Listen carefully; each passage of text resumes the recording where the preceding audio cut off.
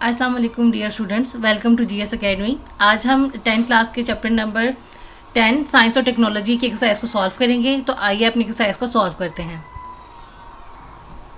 पहला सवाल है जी, मुंतज़र में से सही के लिए टिक और गलत के लिए क्रॉस पर निशान लगाएं। पहला है जी स्टेटमेंट हमारे पास, लेज़र लाइट और आर्म लाइट में कोई फ़र्क नहीं। तो ये स्टेटमेंट जो है वो गलत स्टेटमेंट है, क्योंकि लेज़र लाइट और आर्म लाइट में जो है वो फ़र्क होता है।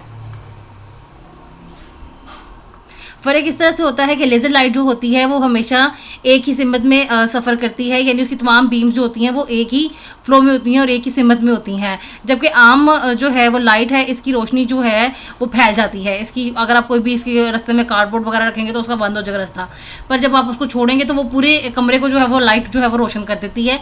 तो ये आम लाइट का जो है वो डिफरेंस है लेज़र लाइट से। सेकेंड वन है जी, आला समात रडार कराता है। तो ये जो है वो एक गलत स्टेटमेंट है। रडार जो होता है वो आपको पता है जी, तो आला समात रडार कराता है, गलत स्टेटमेंट है। रडार जो होता है वो इलेक्ट्रोमैग्नेटिक वेव्स होती हैं उनको भेजने या वसूल करने का काम करता है, जिसकी अमूमन मिसाल जो है वो रेडियो वेव्स है या माइक्रोवेव्स हैं। ठीक है, तो ये आला समात रडार नहीं कहलाता। थर्ड वन इज एक्सरेज गोश्त से गुजर जाती है। तो जी ये स्टेटमेंट ठीक है, एक्सरेज जो होती है वो नरम टिश्यू यानी कि गोश्त में से गुजर जाती है। Fourth one is radio activity जराए से निकलने वाली शुआएं बेजर होती हैं। बिल्कुल जो है वो ये गलत स्टेटमेंट है, क्योंकि रेडियो एक्टिव जो है रेज होती हैं वो किसी से जराए से निकल रही हों तो वो शुआएं हार्मफुल होती हैं। वो इर्द गिर्द के इलाके को जो है वो सेल्स को अगर बॉडी में से निकल रही हैं या बॉडी में पड़ रही हैं किसी चीज़ पे, तो वो इर्द गिर्द के जो सेल्स हैं उनको जो है वो तकरीबन जो है हार्म कर सकती हैं। तकरीबन हार्म नहीं करती, हार्म करती हैं एक तरह से, और उनके बड़े ज़्यादा साइड इफेक्ट होते हैं। तो वो बेजर यानी जो है इफेक्टलेस जो है वो बात है। Fifth one is ultrasound 20 kilo hertz से ज़्यादा फ्रीक्वेंसी की साउंड वेव्स हैं। तो जी हाँ, ये स्टेटमेंट बिल्कुल ठीक है। अल्ट्रासोनिक वेव्स जो हैं, ये अल्ट्रासाउंड जो है वो 20 किलो हर्ट्ज से ज़्यादा फ्रीक्वेंसी की साउंड वेव्स हैं। ये हैं हमारे ट्रू एंड फॉल्स यानी टिक और क्रॉस जी। तो सेकंड क्वेश्चन है हमारे पास, जेल में दर्ज हर बयान के 4 मुमकिन जवाब दिए गए हैं, सही जवाब का इंतखाब कीजिए। तो फर्स्ट वन इज हमारे पास न्यूक्लियस से रेडिएशन का अखराज कहलाता है। Chemical reaction, atomic reaction, radio activity या न्यूक्लियर फिशन। न्यूक्लियस से रेडिएशन का अखराज जो है वो रेडियो एक्टिविटी कहलाता है। डीम्ड जो ऑप्शन है वो दुरुस्त है।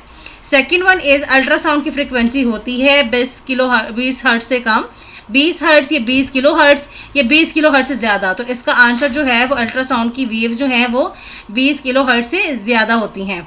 ऑप्शन डी जो है या दाल जो है वो ठीक ऑप्शन है। Third one is radio activity का अमल रोनुमा होता है इन एलिमेंट्स में जिनका एटॉमिक नंबर ज़्यादा हो, 82 से, 80 से, 70 से या 62 से। तो इसका है वो 82 है, यानी अलिफ ऑप्शन जो है वो करेक्ट है। 82 से ऐसे एलिमेंट जिनका एटॉमिक नंबर 82 से ज़्यादा हो, एटॉमिक नंबर इनका ज़्यादा हो, वो अमल जो है वो रेडियो एक्टिविटी में वो एलिमेंट हिस्सा लेते हैं। Fourth one is fibre optics रोशनी की जिस असूल पर काम करती है वो है reflection, refraction, total internal refraction या डिस्पर्शन।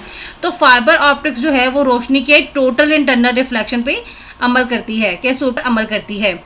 ये थी हमारी जी ट्रू एंड फॉल्स, सॉरी ये थे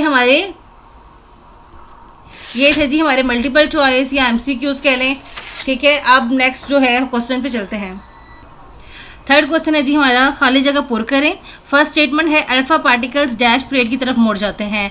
इसका आंसर है जी, इसका आंसर है अल्फा पार्टिकल पॉजिटिव प्लेट की तरफ मुड़ जाते हैं, क्योंकि वो पॉजिटिव चार्ज कैरी करते हैं।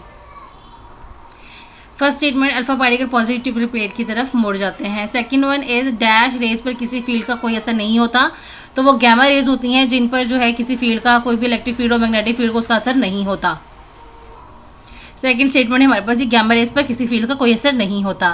Third one is optical fibre glass की नफीस डैश होते हैं। तो ऑप्टिकल फाइबर ग्लास के नफीस तार होते हैं।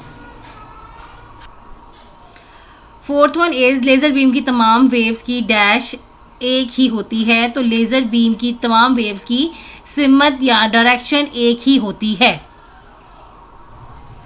लेजर बीम की तमाम वेव्स की सिमत एक ही होती है। फिफ्थ वन इज ईसीजी से दिल की डैश एक्टिविटी का अंदाज़ा होता है। तो ईसीजी से दिल की इलेक्ट्रिकल एक्टिविटी का अंदाज़ा होता है